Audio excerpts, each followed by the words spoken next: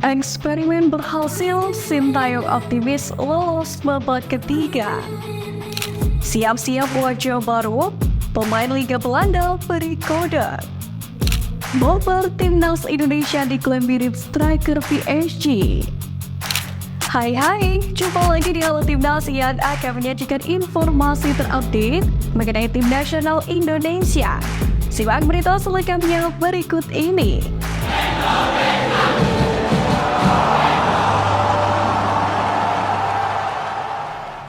Pengamat sepak bola nasional Muhammad Kusnaini mengapresiasi eksperimen pelatih timnas Indonesia Sintayong saat melawan Brunei Darussalam di putaran pertama kualifikasi Piala Dunia 2026. Menurut Bungkus, eksperimen Sintayong yang berhasil adalah memainkan hoki caraka di kedua leg, di mana hoki membukukan 2 gol dan 1 assist. Bungkus menganggap langkah Sintayong sudah baik. Hal itu terlihat juga ketika tidak ada Jordi Amat. Sintayong tahu siapa yang akan tampil. Kalau tidak ada Arhan, siapa yang akan menjadi ganti, dan yang lainnya. Sintayong optimis timnas Indonesia lolos ke babak ketiga kualifikasi Piala Dunia 2026 zona Asia.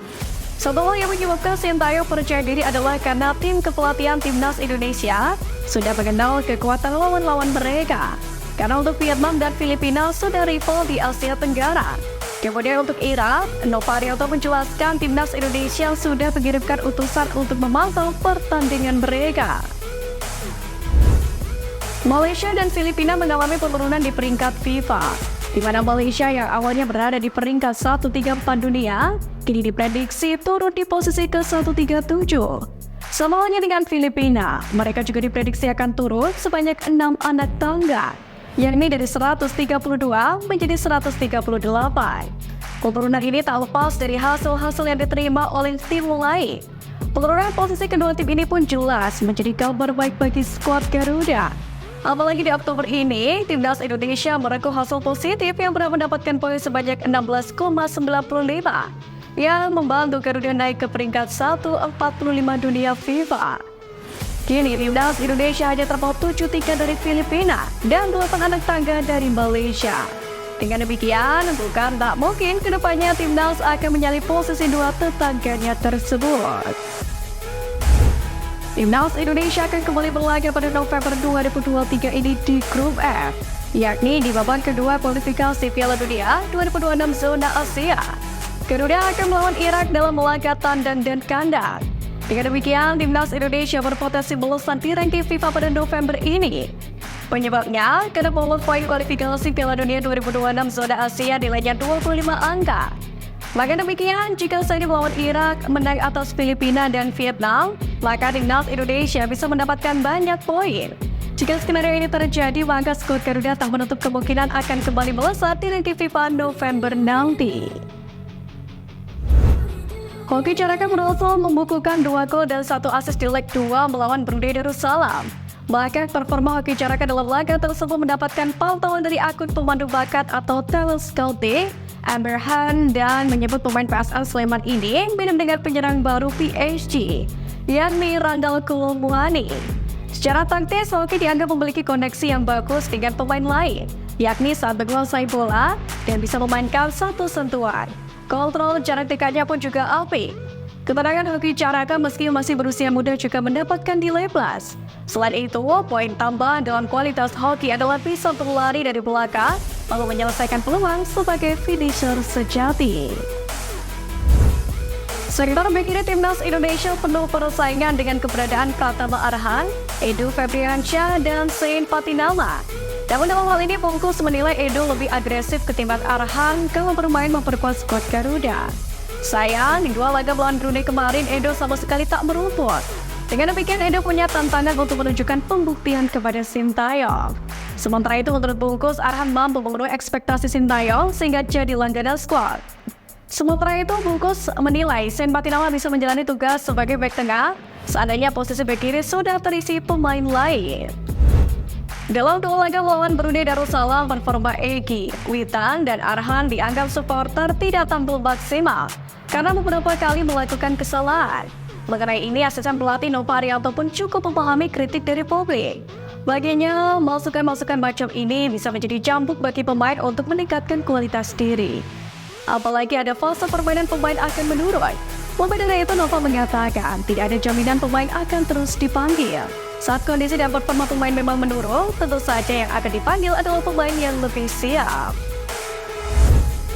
Usai memastikan diri lolos ke fase kedua kualifikasi Piala Dunia 2026, pelatih timnas Indonesia Sintayong disebut bakal memanggil pemain baru jelang kualifikasi Piala Dunia 2026 zona Asia. Mengenai ini, Nova menjelaskan pihaknya akan memantau semua pertandingan Liga 1. Maka, menurut Nova, sudah ada beberapa pemain yang masuk ke dalam radar tim pelatih yang untuk dipantau kembali dalam kompetisi, dan hal ini berlaku untuk semua posisi. Asisten pelatih timnas Indonesia Nova Arianto mengaku bahwa Sintayong selaku juru taktik menyayangkan setelah mendengar kabar Rian C. Sayuri tentu bersama PSM Makassar. Padahal disebutkan mengalami cedera. Namun demikian, tangan kanan Sintayong ini memaklumi karena mungkin ada komunikasi yang kurang berjalan dengan bagus yang antara timnas Indonesia dan PSM Makassar. Oleh sebab itu, masalah ini diserahkan sepenuhnya kepada PSSI. Di sisi lain, Nova menjelaskan ada peluang bagi Yaakob Sayuri untuk kembali merebut lagi mengenakan jersey timnas Indonesia setelah absen karena cedera. Sementara itu juga dipastikan bahwa Yaakob Sayuri saat ini tengah dalam penguatan otot agar bisa tampil kembali membela tim berjuluk Juku Eja. Baru-baru ini, satu nama pemain keturunan kembali disinyalir akan mengisi skuad timnas Indonesia Garabal Sintayong.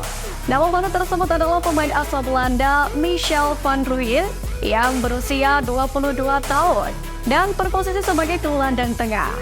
Dugaan soal bergabungnya sang pemain muncul ketika akun Instagram @timnasional.ina mengunggah foto pemain yang satu ini. Unggahan ini pun kemudian diunggah ulang oleh Van Rooyen yang menandakan bahwa pemain itu setuju dengan ungkapan tersebut. Sementara itu, menilik transfer market, Van Rooyen sendiri adalah pemain yang mampu turun di 3 posisi, yaitu sebagai gelandang tengah, bek kanan, dan sayap kanan. Timnas Indonesia U17 sudah genap 1 bulan berada di Jerman untuk melangsungkan pemusatan latihan jelang Piala Dunia U17 2023 di tanah air. Sejak berangkat pada 18 September silam, Muhammad Iqbal Kwijang GCS sudah berlatih keras dan mengadakan beberapa laga uji coba. Dengan ini, Ketum PSSI Erick Thohir berharap latihan intens selama di Jerman bisa meningkatkan performa. Selain berlatih, Erick juga mendorong Garuda Asia meminta doa restu dari orang tua demi kesuksesan Piala Dunia U17. Erick sendiri pun mendoakan yang terbaik untuk kelancaran dan kesuksesan pasukan Bima Sakti. Lebih dari itu, pria berusia 53 tahun ini pun berharap Garuda Muda dapat terbang tinggi dalam turnamen bergengsi ini. Ronaldo Muantang sedang berkarir di Turki bersama klub kasta kedua Bodrumspor. Sempat tampil sekali, kemudian diwartakan mengalami cedera. Terkini menuki timnas Indonesia ini sudah terpantau kembali bergabung ke sesi latihan. Bahkan pada unggahan terkini Bodrumspor, Ronaldo nampak merayakan ulang tahun bersama rekan-rekan timnya. Rekan-rekan dalam tim pelatih pun memberikan kejutan berupa kue ulang tahun sembari bertepuk tangan meriah. Bodrumspor pun mendoakan agar Ronaldo terus bahagia meniti karir di Turki. Biarpun Miguel Licha itu bisa segera menjalani debutnya di Liga 2 Turki.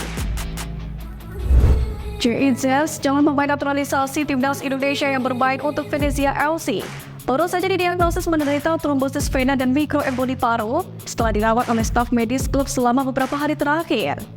Trombosis vena atau DVT sendiri adalah kondisi di mana terjadi pembekakan darah di satu atau lebih pembuluh darah vena dalam tubuh.